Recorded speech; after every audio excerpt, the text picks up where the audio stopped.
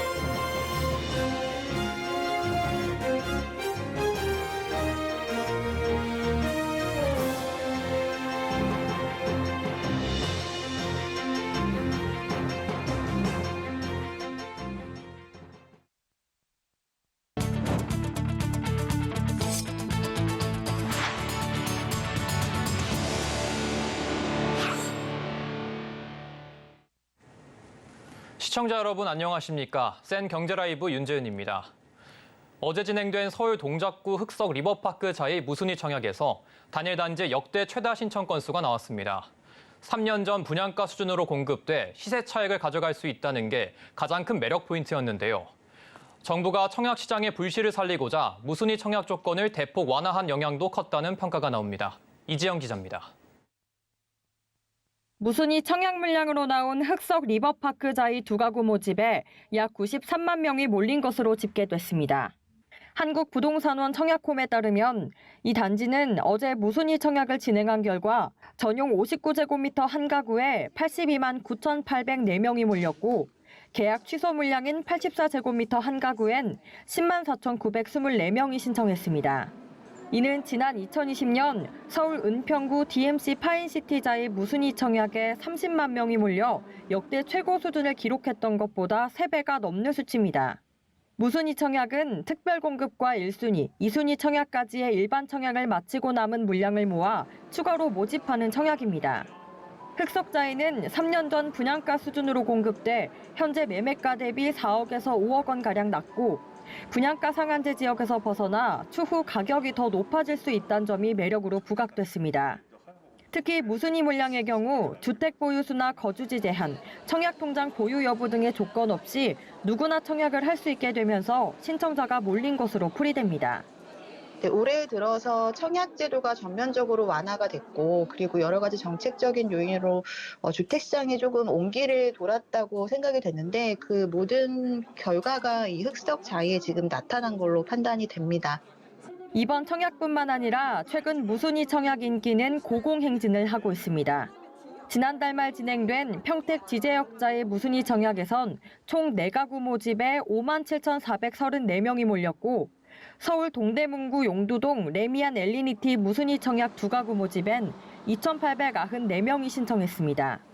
불과 9개월 전까지만 해도 알짜 입지의 일군건설사 브랜드인 아파트조차 무순위 청약에서 미달이 났습니다.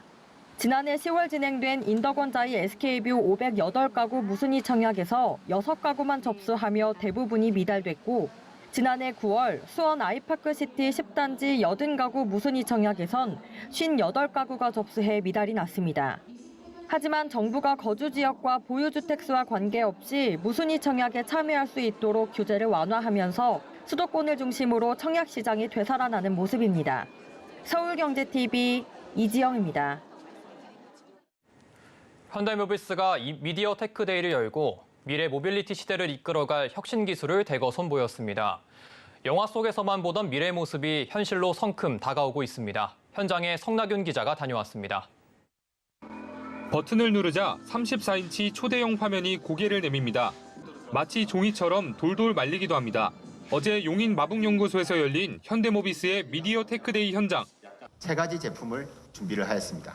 안전에 가장 핵심 중점을 둔 오그멘티드 리얼리티 헤드업 디스플레이, 모비스가 최초로 개발한 가변을 적용한 스위블 디스플레이, 그리고 최신의 가전에서도 보실 수 있는 롤러블 디스플레이.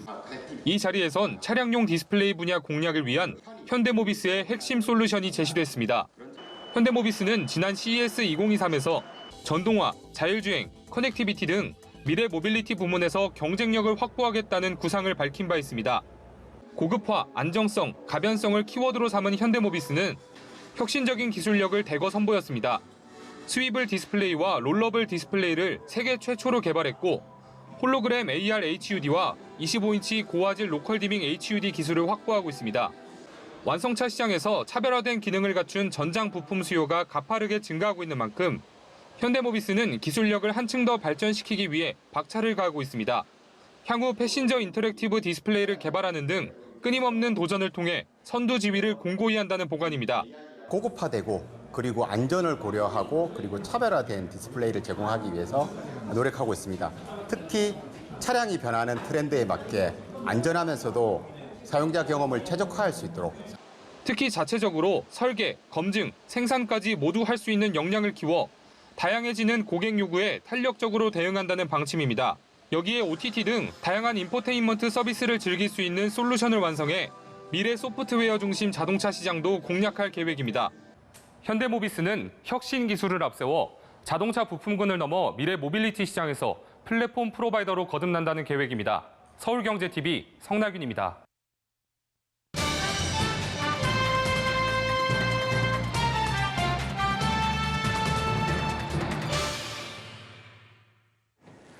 호텔 업계가 엔데믹 리오프닝을 맞아 코로나 시기 부진했던 실적 개선에 총력을 쏟아붓고 있습니다. 호텔 객실 투숙률 신장과 면세 사업의 수익성 개선은 긍정적이지만 빠져나간 중국 소비자들의 빈자리를 채우는 것이 숙제로 남은 상황인데요. 관련 내용 산업이부 이호진 기자와 자세히 이야기 나눠보도록 하겠습니다. 이호진 기자 안녕하십니까? 안녕하세요. 네, 요즘 호텔에서는 주중과 주말을 막론하고 빈 방을 찾아보기 힘들다고 하는데요. 투숙률이 어느 정도로 회복된 겁니까? 네, 한국을 찾는 외국인 관광객들이 늘고 여름을 맞아 휴가를 떠나는 피서객들이 늘며 호텔은 점점 붐비고 있습니다. 호텔 롯데의 경우 소공동에 위치한 롯데호텔 서울의 올해 6월 객실 예약률이 전년도 대비 2배 이상 증가했다고 밝혔습니다. 호텔 신라 역시 서울호텔의 1분기 투숙률이 지난 2021년 32%에서 작년 44%, 올해 64%로 꾸준히 성장세를 보이고 있습니다. 신라스테이의 경우 올 1분기 투숙률이 80%에 육박했습니다. 엔데믹을 찾아 결혼식을 올리기 위해 호텔을 찾는 예비 신혼부부도 늘었습니다. 업계 관계자에 따르면 호텔 신라의 경우 올해 웨딩 예약은 이미 거의 마감된 상태이며 롯데호텔의 경우 올해 피크타임 예약은 이미 마감됐고 내년 상반기도 90% 정도 예약이 확정된 상황입니다. 이를 대변하듯 올 1분기 호텔 신라의 서울호텔과 신라스테이의 매출은 전년 동기 대비 각각 32%, 35% 증가했으며 호텔 신라의 호텔 레저 부문 매출은 전년비 24% 증가한 1,436억 원을 기록했습니다. 호텔 롯데 역시 호텔 리조트 부문에서 지난해 1분기 397억 원의 영업손실을 기록한 데 반해 올해 1분기에는 137억 원의 영업손실을 기록하며 적자폭을 크게 줄였습니다. 네, 호텔 부문의 실적 개선은 확실히 유의미해 보이는데요. 네, 신라와 롯데 같은 경우 본래 면세 사업 매출 비중이 크다고 알고 있는데 전체 실적을 볼 때 이 부문의 회복이 중요할 것 같은데 좀 어떻습니까? 네, 맞습니다. 아무래도 호텔 사업에서 면세점의 매출이 차지하는 비중이 높은 만큼 호텔, 면세 사업자 입장에선 면세점 매출을 회복하는 것이 무엇보다 중요한 상황입니다. 올해 1분기 호텔 롯데와 호텔 신라의 면세 사업 성적표는 매출 감소와 수익성 개선 두 가지 키워드로 정리해 볼 수 있습니다. 롯데면세점과 신라면세점의 올해 1분기 매출액은 각각 7,542억 원, 6,085억 원으로 전년 동기 대비 39.5%, 37.8% 감소했습니다. 반면 롯데면세점의 올 1분기 영업이익은 358억 원으로 전년 대비 흑자 전환했고 신라면세점의 영업이익 역시 전년비 98.4% 증가한 252억 원을 기록했습니다. 이러한 결과는 중국 보따리상 다이공의 영향으로 풀이됩니다. 중국 다이공의 매출이 줄며 매출은 감소했지만 지난 1월부터 40% 후반대였던 다이공 송객 수수료를 30% 초반까지 낮추며 반대로 면세점의 수익성은 개선된 겁니다. 수익성 개선은 긍정적이지만 한중 관계 경색으로 중국인 단체 관광이 막혀 있는 상태에서 중국 소비자와 다이공의 빈자리를 어떻게 채울지는 면세업계의 숙제로 남아 있습니다. 네, 면세점의 매출이 사업 실적에 직접적으로 연결되는 만큼 면세업계가 구상하는 전략이 있을 것 같은데요. 좀 어떻습니까? 네, 맞습니다. 우선 호텔 신라는 다음 달 1일 오픈하는 인천공항 면세점 운영에 주력하겠다는 입장입니다. 호텔 신라는 지난 4월 인천공항 출국장에서 향수와 화장품을 판매하는 DF1구역과 패션, 액세서리, 부티크를 판매하는 DF3구역을 낙찰받아 향후 10년간 운영할 예정입니다. 여기에 더해 신라면세점은 엔데믹 맞이 온오프라인 매장 3단장에도 힘을 쏟고 있습니다. 오프라인 공간에서는 고객 체험 공간을 확장하는 차별화 전략을 택했습니다. 서울점의 경우 고객 접점 공간 확대를 위해 카페 LA를 오픈하는 한편 제주점에는 갤러리를 오픈하고 제주 기반 신진 작가들을 소개하는 자리를 마련했습니다. 온라인 공간의 경우 인터넷 면세점의 골프 전문관 골프 라운지, 웨딩 전문관 웨딩데이 등을 순차적으로 오픈하고 있습니다. 또한 화상 기반 비대면 상담 서비스 라비온을 선보이는 한편 메타버스 스튜디오 구축을 위해 메타버스 콘텐츠 아트테크 기업 비브 스튜디오스와 손을 잡기도 했습니다. 네, 롯데 면세점의 경우에는 신라 면세점과 달리 다음 달 오픈하는 인천공항 면세점과 운영권이 없는 상황인데요. 롯데 면세점은 지금 어떤 전략을 구상 중입니까? 네, 맞습니다. 롯데 면세점의 경우에는 해외 면세 시장 공략에 나서는 동시에 온라인 면세점 역량을 강화하겠다는 구상입니다. 롯데 면세점은 지난해 다낭 시내점과 시드니 시내점을 오픈한 데 이어 이번 달부터 호주 멜버른 공항점 운영을 시작했으며 연말엔 싱가포르 창의 공항점의 그랜드 오픈을 앞두고 있습니다.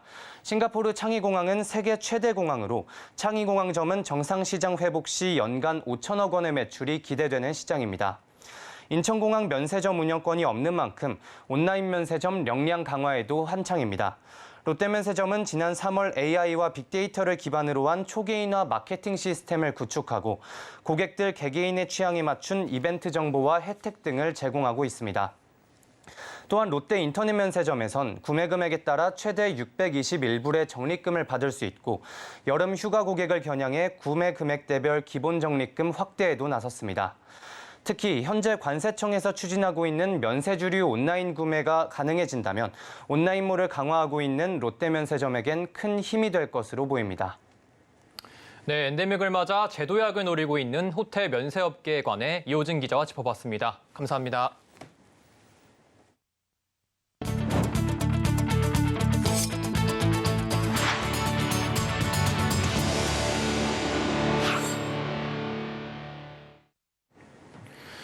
네, 완성차 업계에서 덩치 싸움이 벌어지고 있습니다. 코로나 이후 늘어난 차박 캠핑 수요를 겨냥해 일제히 대형 SUV 차량을 출시하고 있는데요. 중소형 위주인 전기차도 체급을 높이고 있어 눈길을 끌고 있습니다. 박세아 기자입니다. 토요타 코리아는 오늘부터 대형 SUV 하이랜더 사전 계약에 돌입했습니다. 브랜드의 플래그십 SUV를 담당하는 차량답게 3열 7인 좌석으로 적재 공간도 충분히 확보했습니다. 특히 하이브리드 엔진을 장착해 동급 차량과 비교해 높은 연비를 구현했다고 회사 측은 설명했습니다. 적재 공간을 위해 캠핑족들이 포기하는 연비까지 챙긴 셈입니다. 메르세데스 벤츠 코리아는 캠핑족을 겨냥한 전기차를 선보입니다. 하반기 출시 예정인 더 뉴 EQE SUV는 플래그십 덩치는 아니지만 넓은 공간감을 확보했습니다. 5인승 모델의 1열과 2열 시트 헤드룸이 모두 1000mm 이상으로 넉넉하고 뒷좌석은 4대2대 4 비율로 분할 폴딩도 가능합니다. 2열을 접으면 최대 적재 공간은 1675리터가 나옵니다. 또 가족이 함께 움직일 수 있는 패밀리카 형태, 또 MPV라고 해서 다목적 자동차에 대한 개념, 또 오토 캠핑용 이런 것들이 융합이 되면서 대형 SUV가 이런 공통분모를 가지고 있다는 것도 최근에 인기를 끌은 가장 큰 이유라고 볼 수가 있습니다. 한편 기아는 대형 전동화 SUV 시장 안방 사수에 나섰습니다. 지난해 6만 대 가까이 팔린 카니발을 필두로 지켜온 국내 패밀리카 절대 강자 지위를 놓치지 않겠다는 겁니다. 기아는 지난달 국내 최초 3열 대형 전동화 SUV인 EV9 사전 계약을 시작하고 영업일 기준 8일 만에 계약 대수 10,000대를 돌파했습니다. 여기에 더해 올 하반기에는 카니발 페이스리프트 모델을 출시하면서 하이브리드 파워트레인을 추가한다는 계획입니다. 서울경제TV 박세아입니다. 한국산업기술시험원 KTL이 경남 지역 항공부품 기업 육성을 위해 시험 인증 지원 사업을 강화하고 있습니다. 이 사업은 사천우주항공청 개청과 함께 지역 우주항공 산업 육성에 큰 역할을 하고 더불어 품질 경쟁력을 높일 것으로 기대되는데요. 보도에 이은상 기자입니다. 경남 사천에서 항공기 부품을 제조하는 한 업체. 항공기 기체를 만드는 기계가 분주하게 움직이고 잘라낸 부품을 정교하게 깎아내는 직원들의 이마에는 구슬땀이 맺혔습니다. 그동안 코로나19 여파로 위축된 지역 항공산업이 올해부터 실적 개선이 본격화되면서 기지개를 펴는 모양새입니다. 제품 생산만큼 중요한 건 제품의 성능 검사. KTL과 사천시가 올해부터 항공부품기업 시험 인증 지원 사업을 강화하면서 지역 항공산업 육성에 큰 도움이 되고 있습니다. 항공교정은 제작된 항공기 부품의 품질 검사는 계측기의 성능을 주기적으로 확인하는 것으로 항공기 제작 품질에 매우 중요한 영향을 끼칩니다. 이번 사업 추진에 따라 KTL은 전문가가 현장을 방문해 국제 표준에 부합하는 시험 인증 기술을 지원하고 사천시는 예산 2억 원을 투입해 시험 인증 수수료의 90%를 부담합니다. KTL이 갖춘 시험 인증 기술은 머리카락 두께 10분의 1 수준의 오차까지 잡아낼 수 있어 항공 부품 기술 정교화와 신뢰도 향상 등 기대 효과가 예상됩니다.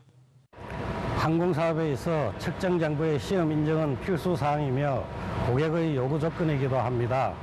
사천시와 KTL에서 지원을 해주어 경제적으로나 기술적으로 고객의 신뢰도 향상이 되어 이외에도 KTL은 2028년까지 사업비 4천억 원을 투입해 경남항공 국가산단 진주지구에 지어질 예정인 우주환경시험시설을 운영하고 부품시험 인증과 연구개발에 힘쓴다는 계획입니다. 서울경제TV 영남 이은상입니다.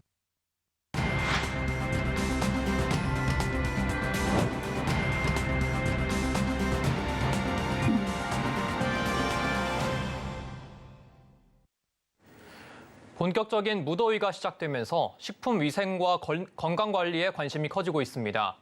최첨단 설비와 자동 시스템으로 돼지고기를 생산하고 있는 국내 최대 규모 종합 식육가공센터를 박민홍 기자가 다녀왔습니다.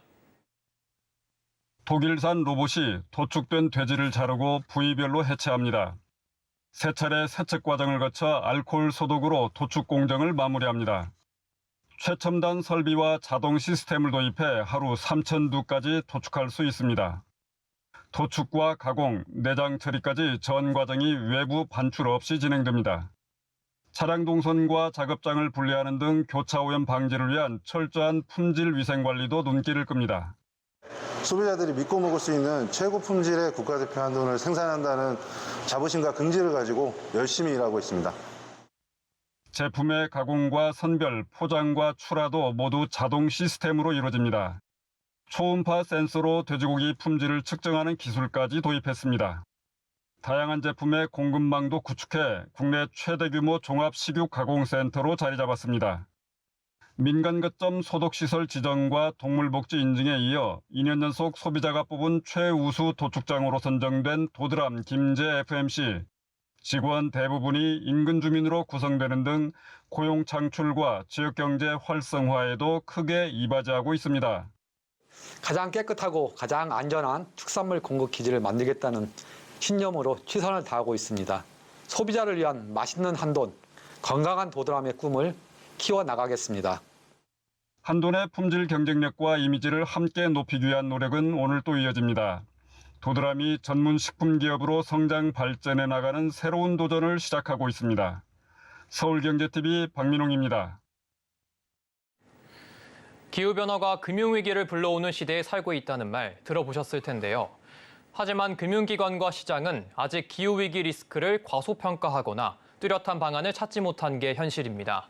서울경제TV가 해법을 모색하기 위해 금융혁신포럼을 개최했는데요. 행사 전반의 모습을 김미연 기자가 전해드립니다. 서울경제TV가 오늘 서울 중구 프레스센터에서 그린스완 시대 기후금융을 말하다를 주제로 금융혁신포럼을 열었습니다. 기후금융이란 기업의 탄소 배출 경감을 유도하기 위해 대출과 투자, 관련 금융 상품 등을 개발하는 걸 의미합니다. 이번 포럼은 기후금융의 현재와 미래를 짚어보고 발전 방향을 모색하기 위해 마련됐습니다. 아무쪼록 오늘 포럼이 우리 금융권의 전반적인 기후위기 대응 방안을 조명하고 나아가서는 금융 생태계를 한 단계 업그레이드 시킬 수 있는 지혜를 모으는 자리가 되기를 기대합니다. 포럼엔 정무위 소속인 송석준 국민의힘 의원과 홍윤희 세계자연기금 한국본부총장을 비롯해 기업 관계자 180여 명이 참석했습니다. 축사에 나선 송석준 의원은 금융권이 기후변화 대응을 중요한 이슈로 인식할 것을 강조했습니다. 기업들이 앞으로 얼마나 역점을 둬야 될 건지에 대해서 오늘 아마 여러분들이 절실하게 느낄 수 있는 기회가 될 거라고 저는 확신합니다. 오늘 귀중한 발제와 이런 주제 발표 등을 통해서 금융정책에 반영이 되고 또 국가 정책의 핵심 아젠다로 채택이 될 수 있게끔. 홍윤희 총장은 우리나라가 선제적인 기후금융 대비를 통해 경쟁력을 높일 시점이라고 조언했습니다. 더 이상 자발적인 것을 떠나서 맨더토리하게 가고 있고 우리 대한민국도 선제적으로 이것이 돼야 됩니다. 그래야지 기업이 금융이 준비를 해서 경쟁력이 잃지 않고 지속 가능한 금융을 만들기 위한 다양한 고민들이 미래 희망의 끈이 되어주고 있습니다. 서울경제TV 김미현입니다. 서울경제TV가 주최한 이번 금융혁신 포럼에서 전문가들은 기후위기의 심각성에 대해 경고했습니다. 더 이상 자연보호의 문제가 아니라 경제 문제라는 것인데요. 따라서 이제 기후변화는 금융 리스크로 관리해야 한다는 조언입니다. 자세한 내용 김수빈 기자입니다.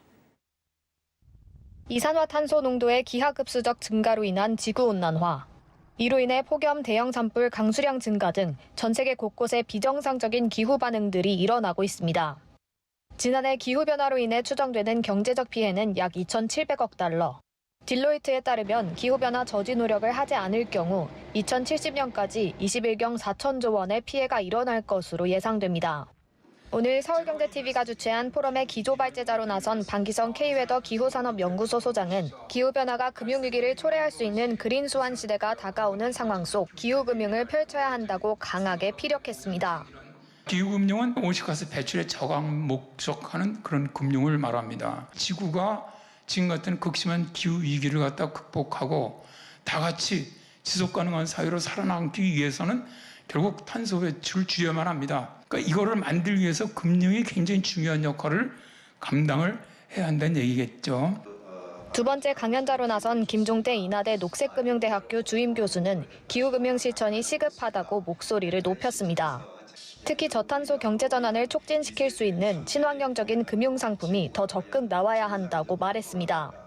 최근 사회적 채권, 지속가능성 채권, 지속가능 연계 채권 등이 증가하고 있는 추세입니다. 하지만 조달된 자금을 환경 개선에만 사용할 수 있는 녹색 채권의 경우 국내 발행 금액은 글로벌 시장보다 상대적으로 적다는 설명입니다. 기후금융은 넷제로를 달성하기 위해서 없어서는 안 되는 가장 중요한 수단이다. 이렇게 보실 수 있는데요. 아직 약간 그 시장이 충분히 크지 않아서 지금 이루어지고 있는 녹색금융 규모보다 1년에 한 3.5조 달러 이상은 계속 더 투입이 되어야만. 기후의 급격한 변화는 결국 경제를 위협하는 요소이기 때문에 경제 성장의 저해를 막기 위해서라도 반드시 기후금융을 선제적으로 실천해야 한다는 조언입니다. 서울경제TV 김수빈입니다. 당정이 전국 초중고등학교에 냉방비 2,400만 원을 추가 지원합니다. 학교 냉방시설 작동 여부를 사전 점검하고 노후 냉방시설 교체도 함께 진행합니다. 농심이 신라면과 새우깡의 가격을 인하했습니다. 이로 인해 소매점에서 1,000원에 판매되는 신라면 한 봉지의 가격은 50원, 1,500원인 새우깡은 100원 낮아질 것으로 예상됩니다. 찾아가지 않은 숨은 보험금 규모가 12조 4천억 원에 달하는 것으로 나타났습니다. 금융당국과 보험업계는 9월부터 환급 확대를 위한 소비자 안내를 강화하겠다는 계획입니다. 검찰이 전세보증금을 가로챈 혐의로 구속 기소된 이른바 건축왕 일당을 재판에 넘겼습니다. 전세 사기 사건 가운데 범죄 집단죄를 적용해 기소한 최초 사례입니다.